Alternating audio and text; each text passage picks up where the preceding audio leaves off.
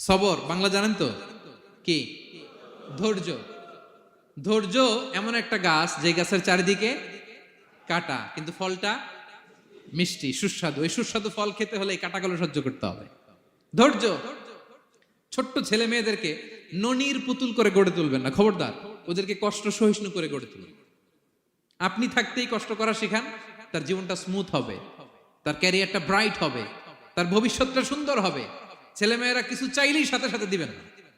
অনেক বাবা মা আছে এত আদর করে, এত বেশি আহ্লাদ করে, যা চায় তাই দেয়, পরে হিতে বিপরীত হয়, ঠিক কিনা?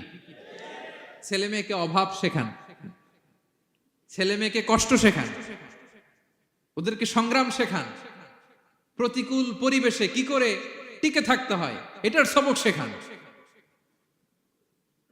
সেদিন লোকমান তাই করলেন, ছেলের সবর শিখাইলেন যে বাবা ধৈর্য ধারণ করো, আতঙ্কিত হবা না।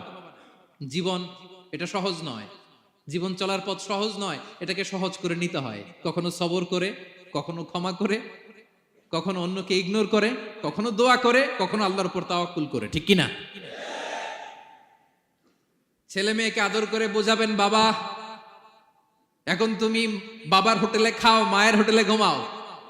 সারা জীবন এমন চলবে না, দুনিয়াটা বড্ড কঠিন, এখানে কেউ কাউরে জায়গা করে দেয় না, নিজের জায়গা নিজেরই করে নিতে হয়, ঠিক কিনা?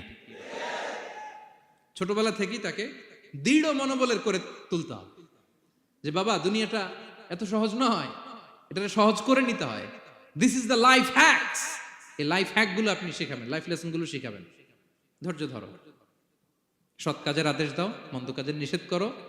এগুলো করতে গেলে একটু বাধা বিপত্তি আসবে, কিন্তু শেষ হাসিটা তুমিই হাসবে, ঠিক কিনা? বিজয় তোমারই হবে। কি বলেন? সময়ই কথা বলে, সময়ই কথা বলে।